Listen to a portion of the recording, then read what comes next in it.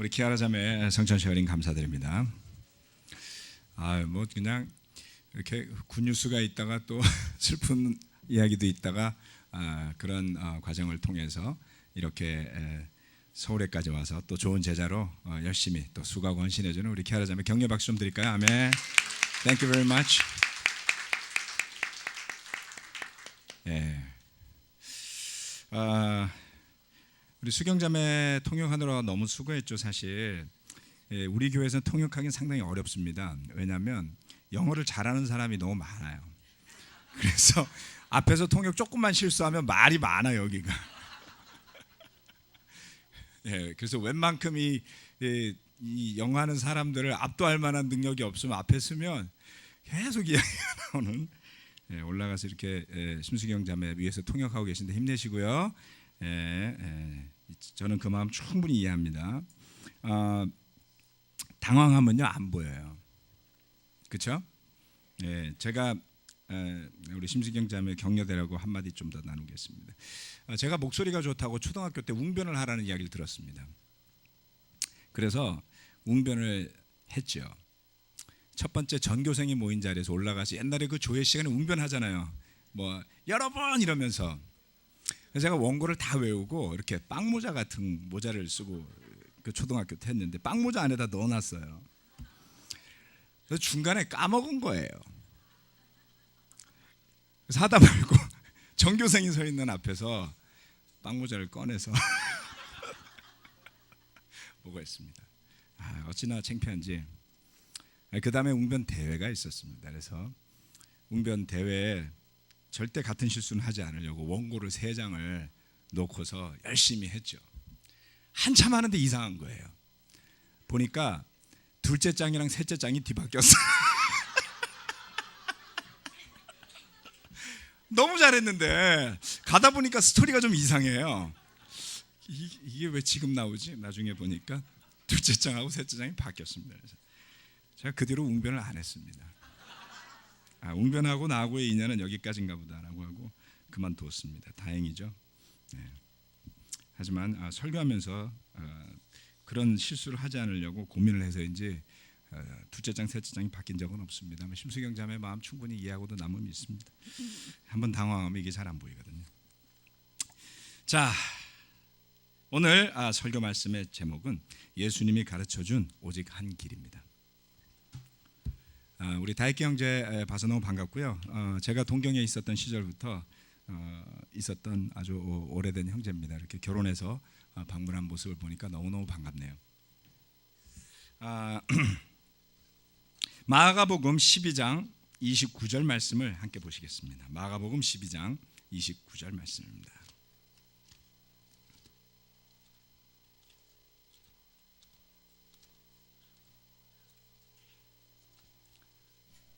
마가복음 12장 29절이요.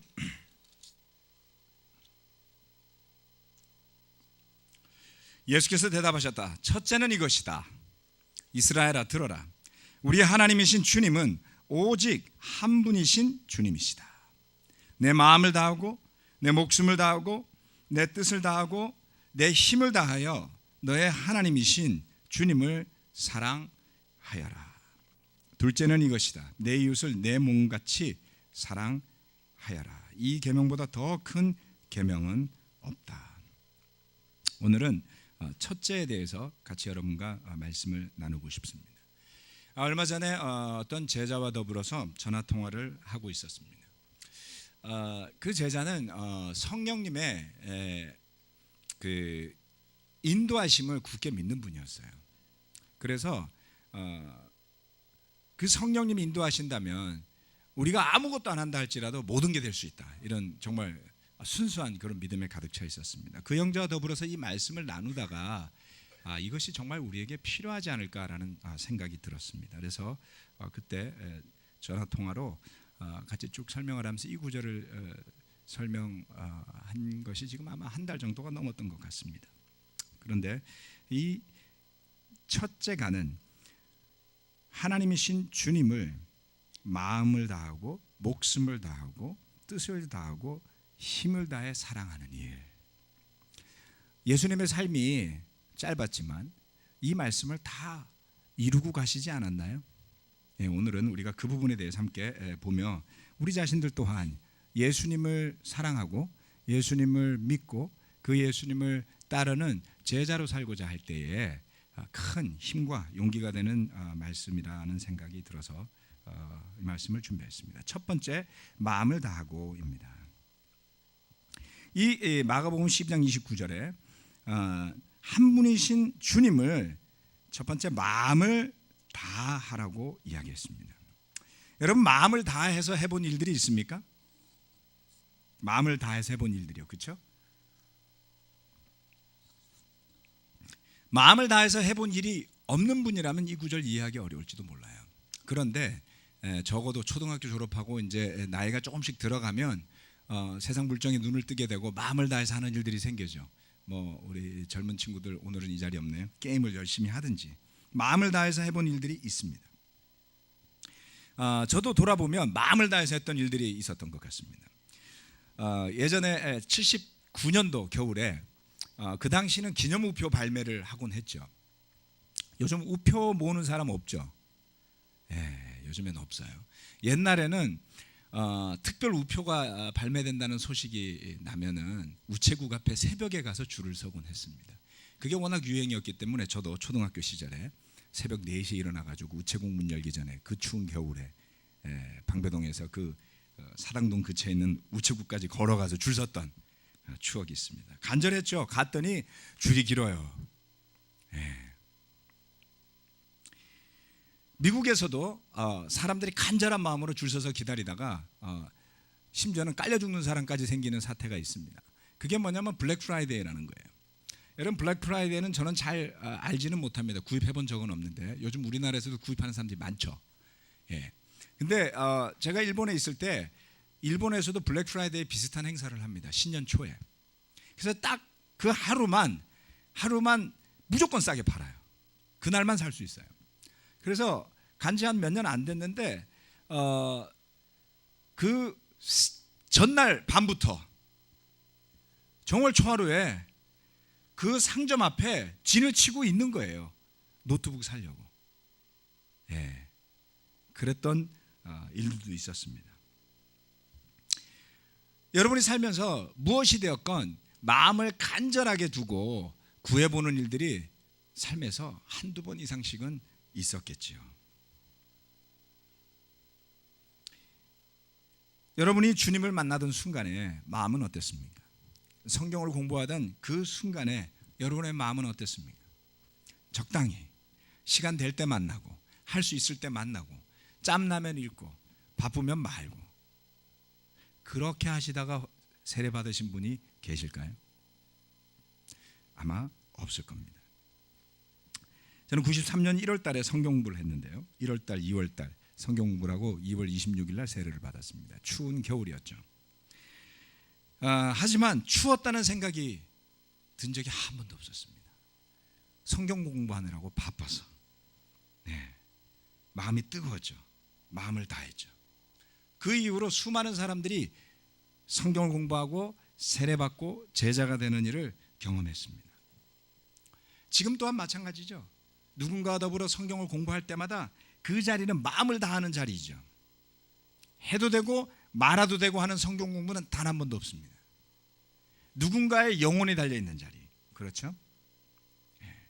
능력은 없지만 마음을 다해서 간절한 마음을 모아서 성경을 공부하기 위해 달려갑니다. 예수님은 하나님을 기억할 때, 하나님을 사랑할 때 마음을 다해서 하라고 처음 말씀하셨어요.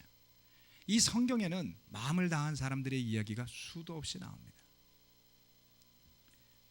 아브라함이 알지 못하는 곳으로 떠나라고 할 때 적당히 했다면 그는 그 길을 결코 걸어갈 수 없었겠죠.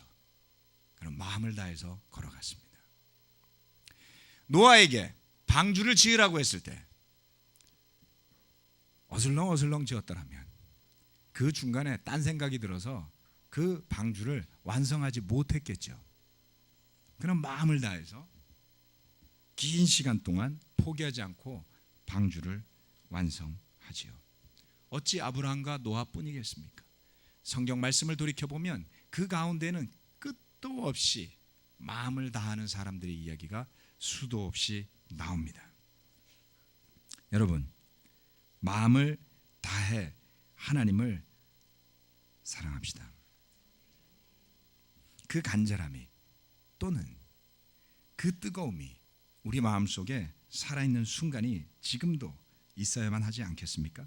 두 번째, 목숨을 다하라 하였습니다. 목숨이라고 하는 단어는 헬라어로 숨이라는 뜻을 가졌습니다. 푸시케라고 부르는데요. 숨, 호흡, 인생, 삶이라는 뜻입니다. 여러분, 성경에 목숨을 걸어야만 했던 사람들이 나오지 않습니까? 여러분 기억하시는 분들 중에 목숨을 걸었던 사람들 누구 있습니까? 성경 인물 중에 바울이요? 예, 다윗이요? 네, 다니엘. 그렇죠. 다니엘 목숨 걸었죠? 네. 에스더도 목숨 걸었죠? 뭐 잔뜩 있어요. 예. 여러분, 모세는 어땠습니까? 그는 이집트 사람을 죽인 죄로 광야로 도망을 갔습니다. 예전에는 왕자가 굳이 사람 하나 죽였다고 도망가는 게 이해가 안 됐죠. 그렇죠? 그런데 우리가 사극을 많이 보고 또 북한에서 벌어지는 일들을 보면서 알게 된 게 있어요. 예. 권력자에겐 형제가 없잖아요. 그렇죠? 그 바로의 형제가, 모세의 형제가 얼마나 모세를 축출하고 쫓아내고 싶었겠어요. 빌미가 된 것이죠. 목숨을 구하기 위해 그는 광야로 도망갔습니다. 그런데 다시 돌아왔어요. 왕자라서 괜찮았을까요? 그렇지 않습니다. 그는 목숨을 걸고 다시 바로 앞에 섰습니다. 그리고 다시 민족을 이끌고 목숨을 걸고 광야로 향했죠. 모세오경 뒤에 나오는 사사기는 어떻습니까? 사사기에 나오는 수많은 영웅들은 죄다 목숨을 걸어야만 했어요. 예. 방금 말씀하신 에스더는 어떻습니까? 또한 룻은 어떻습니까? 그들은 운명이 걸린 순간에 목숨을 걸고 그 앞으로 나가지 않습니까? 성경 속에서 우리는 달콤한 이야기가 아니라 생사의 갈림길에 서 있는 사람들을 수도 없이 봅니다. 그 중에는 비굴하게 목숨과 자리를 구하다 자신의 삶을 잃어버린 사람들의 이야기도 나옵니다. 왕이 되었지만 비참하게 죽어갔던 사울의 이야기가 나오고요. 다윗을 도와서 그 왕국을 엄청난 힘으로 통일하게 만들었지만 권력을 쫓아가다 비겁하게 마지막 성소의 도피성에서 숨었다가 칼에 맞아 죽은 요압의 이야기도 나옵니다. 예수님은 이 말씀을 하실 때 무엇을 생각하셨을까요? 주님도 목숨을 걸지 않았습니까? 제자로서 대가 계산을 하고 또 심지어는 목회의 길을 들어섰을 때 항상 제 자신에게 이런 질문을 물어보곤 했습니다. 죽을 준비가 되어 있는가? 그럴 때마다 답변이 아리송했습니다. 제 양심에 거리낌이 좀 있어요. 왜냐하면 학교 다닐 적에 목숨을 나라를 위해서 바치겠다는 결심은 했단 말이에요. 예. 그 학교 마당에 가면 광개토 대학교 비슷하게 한 20m 넘는 비석이 하나 서 있습니다. 기숙사로 들어가는 입구에 그 비석이 서 있어요. 거기에는 고 박정희 대통령이 직접 친필로 쓴 글씨가 적혀 있습니다. 내 생명 조국을 위하여. 날마다 그걸 보고 산다고요. 그래서 죽을 각오가 돼 있었어요. 전쟁이 나면 달려갈 각오도 돼 있었습니다. 그런데 순교당할 각오가 잘 안 돼요. 이게 뭐죠?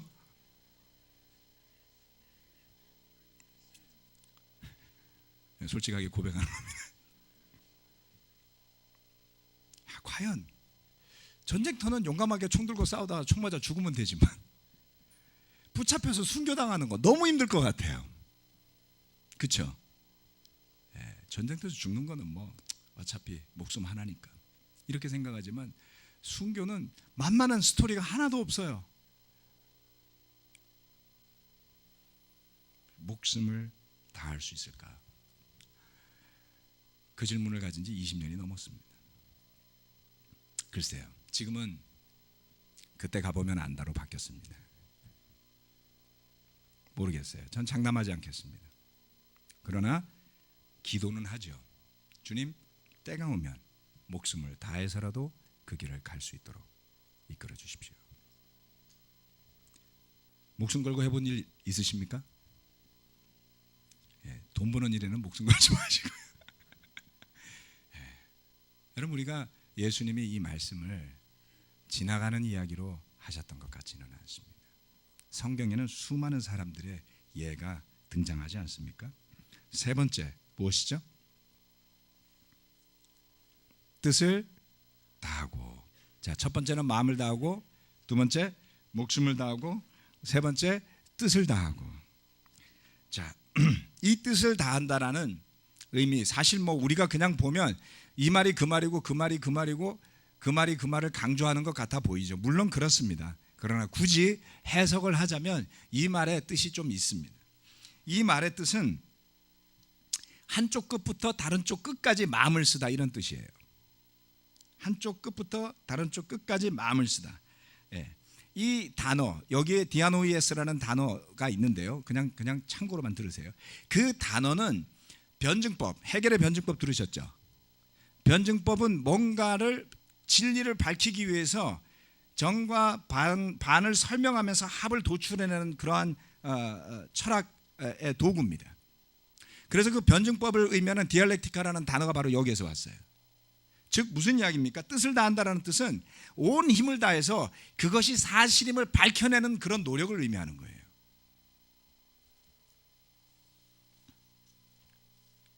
철저하게 확인을 해서 간다라는 것이죠. 여러분, 하나님을 사랑하는 길은 적당히 알아서 생각해서 갈 수 있는 길이 결코 아닙니다. 예수님은 그를 따르는 무리들이 적당히 자의적으로 해석하고 따라오기를 원하지 않으셨어요. 우리는 그 증거를 누가복음 14장에서 충분히 찾을 수가 있습니다. 누가복음 14장 25절 말씀입니다.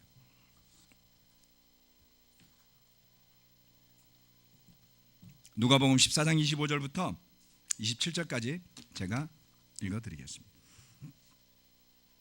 많은 무리가 예수와 동행하였다. 예수께서 돌아서서 그들에게 말씀하셨다.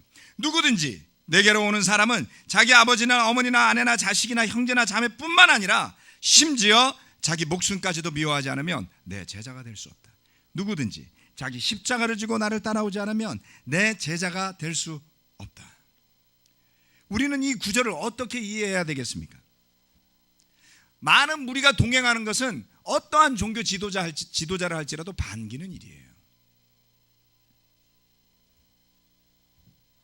그런데 많은 무리가 예수님과 함께 갈 때 이 구절은 설명하기를 예수님이 돌아서서 그들에게 말씀하셨다 그랬어요. 이것은 의도적이지 않습니까? 여러분, 때로는 우리는 살다 보면 어려운 이야기를 적당히 얼버무리고 넘어가는 사람들이 많다는 걸 알게 됩니다. 저는 그걸 잘 못했어요. 지혜롭지 못했다는 이야기를 많이 들었습니다.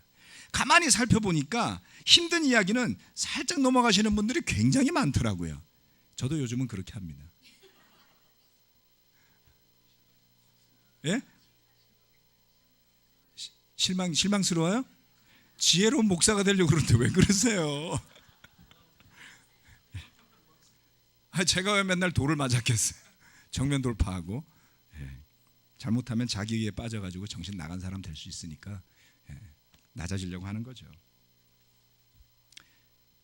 여러분, 예수님이 우리는 적당히 언급하고 얼버무리고 아주 결정적인 것은 쓱 넘어가죠.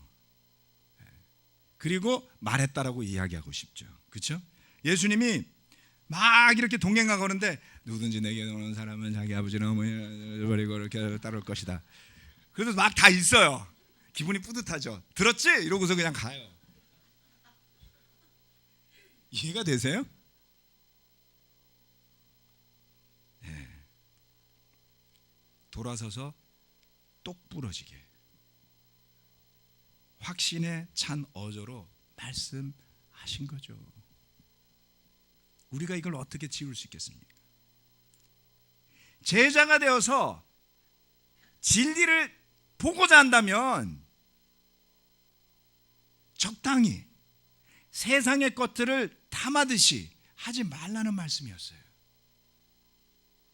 그것은 세상에 존재하는 어떤 것과도 비교될 수 없는 가치이기 때문에 우리의 목숨보다도 더 소중하다는 것을 일깨워 주기를 원하셨던 건 아니었겠습니까? 뜻을 다 해야지만 겨우 요만큼 보일까 말까 하는 게 진리인 것입니다.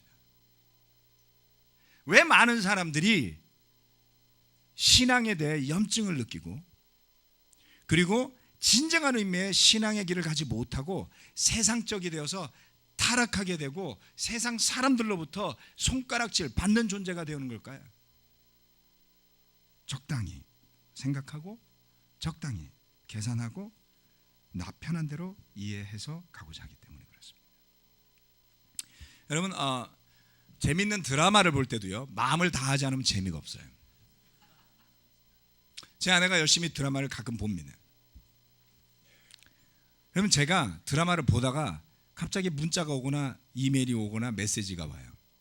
그러면 답장 줘야 되잖아요. 그렇죠?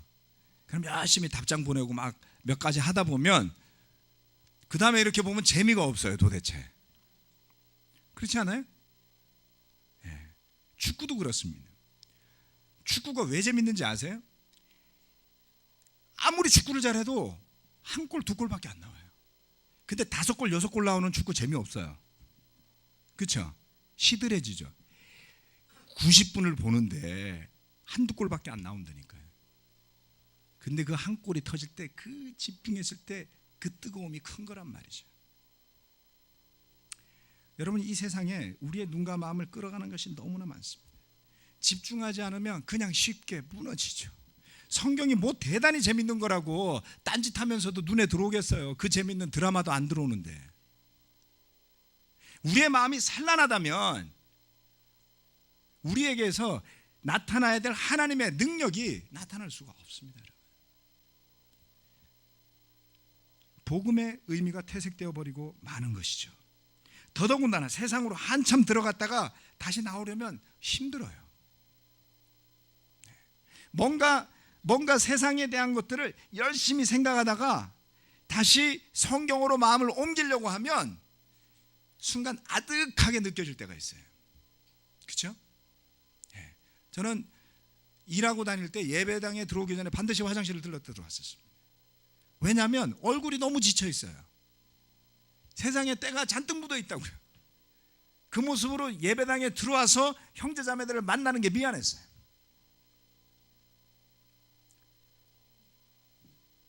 마음을 다하지 않고서 우리의 영성은 지킬 수 없습니다. 예수님은 우리가 전적으로 복음에 집중하기를 원하세요. 전적으로 하나님께 집중하기를 원하세요. 그렇게 전적으로 아침부터 저녁까지 하나님 바라보다가 적당히 일하세요. 잘 됩니다. 걱정하지 마세요. 예, 제가 목회하기 전까지 그렇게 살았어요. 전혀 문제 없었어요. 오히려 성과가 더 좋았습니다. 예, 사격대회 하면 1등하고 그랬어요. 우리 부대가. 부대장이 놀랐어요. 그 전에 꼴등했던 부대가 어떻게 1등하냐고요. 적당히 했거든요. 믿어지세요? 적당히 하니까 화도 안 나요. 병사들이 좋아해요. 새로운 중대장님은 화도 안 내고 기분 좋게 사격수를 가르쳐 주네. 열심히 싸가지고 1등 했어요. 적당히. 성적도 올라가요. 왜 그런지 모르겠어요. 세상 일은 집착하면 망가지더라고요. 그러나 하나님에게는 열중하고 열심한다 할지라도 무너지고 망가질 게 없습니다. 영적으로 충만할수록 우리는 저절로 낮아져요. 지혜도 샘솟아요. 능력도 생겨요. 그걸 위해서 낮아지려고 하지 마시고요. 즉 하나님은 우리의 목적을 이루는 대상이 아니라 목적 그 자체여만 하는 것이죠. 때로는 비슷한 모습이지만 많이 다른 거 아시죠? 그 하나님이 우리의 전적인 목적이 되는 것과 얻고자 하는 것을 위해서 하나님을 바라는 것과는 나중에 많이 달라질 겁니다. 마지막 4번째, 힘을 다하여. 마음을 다하고 목숨을 다하고 뜻을 다하고 힘을 다하여 너의 하나님이신 주님을 사랑하여라 라고 하였습니다. 우리가 가진 능력, 힘을 다하라니 힘이라는 단어는 능력, 힘, 그러한 것을 의미합니다. 여러분 힘을 사용할 일이 있습니까? 많죠? 예, 움직이시잖아요. 우리 힘을 사용할 일이 많습니다. 우리가 가진 것을 능력을 가지고 해야 될 일이 많죠. 예수님께서 이 땅에 살아계시는 동안 능력을 사용하셨죠. 어느 정도로 사용하셨냐면요, 한 예가 나오는데 혈루병을 앓는 여인이 예수님의 옷자락에 손을 댔어요. 그때 예수님 뭐라 그러셨어요? 내게서 능력이 빠져나갔다. 누가 옷에 손만 대도 능력이 빠져나갔으면 우리는 지금 힘 빠져갖고 다 죽을지도 몰라요. 오늘 들어오면서 몇 사람하고 허구하고 악수하고 옷 부딪히고 그렇지 않나요? 예수님은 그 정도로 센시티브하게 힘을 쓰셨던 분이죠. 예수님의 옷자락만 만졌습니까? 예수님께서 병자들에게 다가가서 손으로 만지셨어요.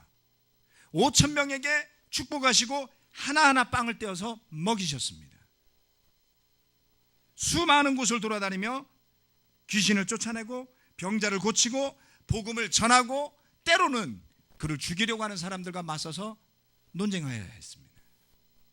그리고도 기도하셔야 했죠. 요한복음 21장 25절 마지막 절입니다. 이렇게 이야기합니다. 예수께서 하신 일은 이 밖에도 많이 있어서 그것을 낱낱이 기록한다면 이 세상이라도 그 기록한 책들을 다 담아두기에 부족할 것이라고 생각한다. 요한복음 마지막 구절이었어요. 예수님이 얼마나 많은 일을 하셨다고요? 그 짧은 시간에 요한이 느끼기에는 도저히 그것을 기록할 수 없을 만큼 많은 일들이 있었다고 그랬어요. 힘을 다 하시지 않았나요?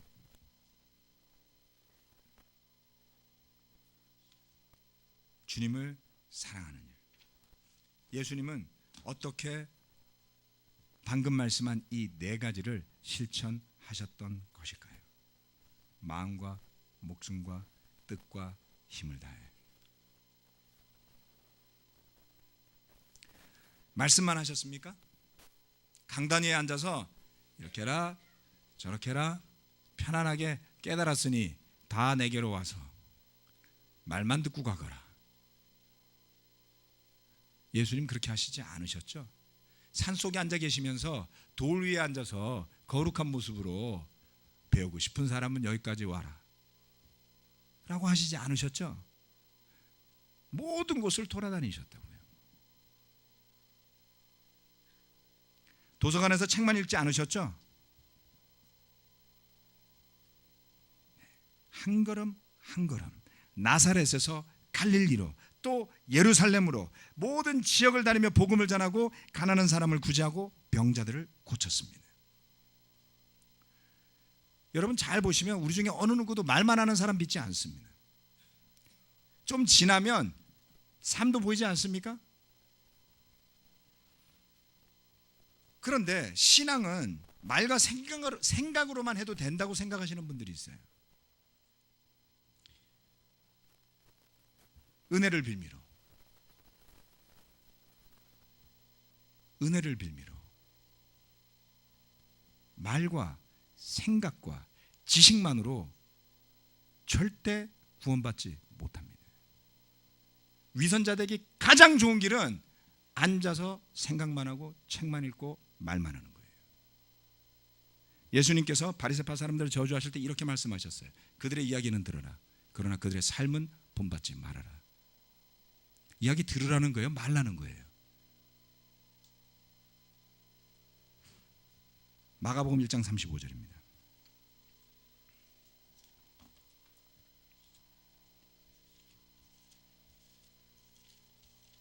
마가복음 1장 35절입니다. 39절까지입니다. 아주 이른 새벽에 예수께서 일어나서 외딴 곳으로 나가셔서 거기에서 기도하고 계셨다. 그때에 시몬과 그의 일행이 예수를 찾아 나셨다. 그들은 예수를 만나자 모두 선생님을 찾고 있습니다 하고 말하였다. 예수께서 그들에게 말씀하셨다. 가까운 여러 고을로 가자. 거기에서도 내가 말씀을 선포해야 하겠다. 나는 이 일을 하러 왔다. 예수께서 온 갈릴리와 여러 회당을 두루 찾아가셔서 말씀을 전하고 귀신을 쫓아내셨다. 짧은 구절이지만 여기에는 뜻과 힘을 다한, 이미 마음은 충분히 포함이 되어 있는, 그리고 마지막에는 목숨까지 다한 모습으로 사신 예수님의 모습이 그대로 담겨져 있는 겁니다. 왜 예수님의 말씀이 힘이 있겠습니까? 왜 우리의 가슴에 와 닿겠습니까? 우리로 하여금 그 길로 가게 하는 것을 가로막는 게 뭔지 아세요? 여러 가지가 있을 겁니다. 두려움이죠. 때로는 죄책감입니다. 우리의 두려움과 죄책감 때문에 공연한 이론을 만들어내서는 안 되는 것입니다. 여러분이 뭔가를 세우고 싶어 한다면, 여러분이 뭔가를 가르치고 싶어 한다면, 여러분이 뭔가를 옳다라고 말하고 싶어 한다면 예수님을 보시고 그 예수님의 삶을 보시고, 그리고 여러분의 삶을, 여러분의 마음을 비추셔야만 합니다. 진정한 신앙의 길을 걷고자 한다면 용기가 있어야만 하죠. 예수님을 바라보면서, 그리고 무엇을 하건 그 자랑을 자기에게 가져오지 않고 그러고도 기쁨으로 넘칠 수 있는 제자의 길이요. 예수님의 가르침을요, 잘 보면 복잡한 해석이나 난해한 설명 없어도 볼 수 있어요. 왜요? 가르침과 삶이 같이 있기 때문이죠. 가르침만 있으면 난해해요. 알기가 어려워요. 그분의 뜻이 뭔지 맨날 의논해야지 돼요. 그렇죠? 알 길이 없죠.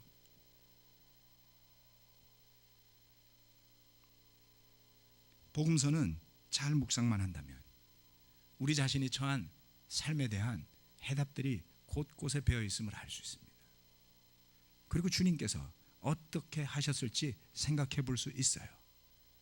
100% 그렇게 못한다 할지라도 노력하시기를 부탁드립니다. 예수님은 너무나 진솔했고 직선적이었고 그것을 실천에 옮기신 분이었습니다. 그래서 십자가에 못 박히셨죠. 저는 희망을 거기에서 발견합니다. 예수님의 제자로 살아가는 길은 첫 번째, 마음이 있어야 되겠습니다. 뜨거운 마음, 뜨거운 마음.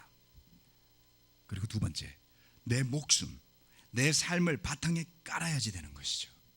그래서 처음부터 끝까지 완주하겠다라는 마음의 준비를 가지고 힘껏 달려가야 합니다. 예수님이 그러셨던 것처럼. 초대교회의 사도들도 이처럼 마음과 목숨과 뜻과 힘을 다해서 살았을까요? 그렇지 않습니까? 초대교회 제자들도 그처럼 마음과 뜻과 목숨과 힘을 다해 살았을까요? 네. 그리고 그렇게 안 산 사람도 무지하게 많았습니다. 서신서들을 보면 그처럼 살지 않았던 사람들의 이야기가 성경 전체에 쫙 퍼져 있어요. 그렇죠? 그래서 여러분 그것을 핑계로 위안을 삼으시겠습니까? 삶과 자신을 살피십시오. 왜요? 주님께서 말씀하시기를 생명에 이르는 문은 좁고 길도 비좁아 찾는 사람이 적다 하였습니다.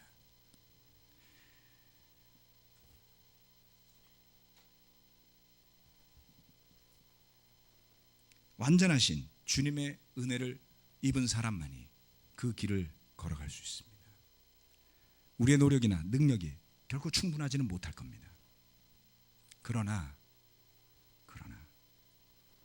삶과 가르침이 다른 위선으로는 결코 한 발자국도 주님을 향해 다가갈 수 없습니다. 저는 우리 교회를 보면 굉장히 도전이 돼요. 왜 도전이 되냐면 좋다는 이야기입니다. 다시 말해서 적당히 목사 역할을 할 수가 없어요. 되게 힘들어요. 삶에서도 모범이 돼야 되죠. 말에서도 모범이 돼야 되죠. 제가 김성경 집사님과 가끔 전화 통화하다가 목사님 답게 말씀하셔야죠. 아, 형 왜 그러세요? 잘 알면서 갑자기 그때만 목사님 찾으세요. 그래서 제가 사과드린 적이 있습니다. 감사했어요. 그렇죠? 예. 은근히 박희진 형제하고 저하고 친한 것 같지만 은근히 압력을 주거든요. 은근히. 목사님답게 사세요. 이렇게 맨날 형이라 그러면서 형답게 대접해야지.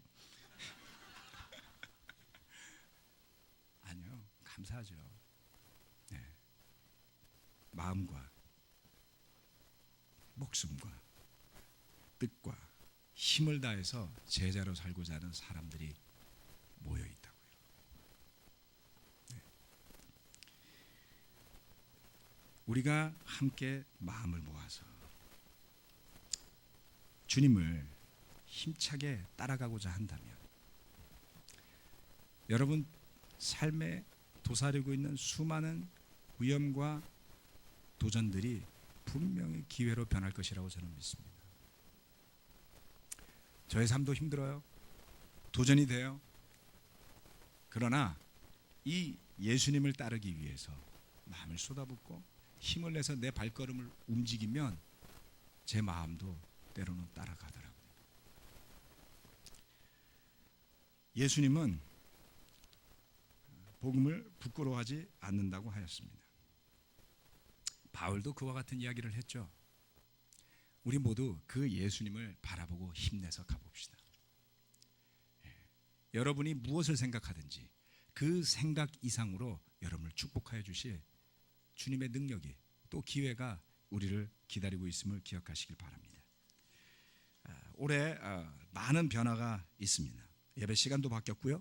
그리고 또 해야 할 많은 숙제들도 있죠. 때로는 일만 할 걸 생각하면 힘들지만 하나님께서 그 가운데 역사하실 걸 생각하면 갑자기 또 익사이팅해져요. 그래서 우리 삶은 힘들지만 익사이팅한 게 훨씬 낫습니다. 저는 그 길을 선택하기로 했어요. 여러분, 힘들지만 익사이팅하게 힘을 다해 제자의 길을 함께 걸어가시기를 부탁드리면서 말씀 마치겠습니다.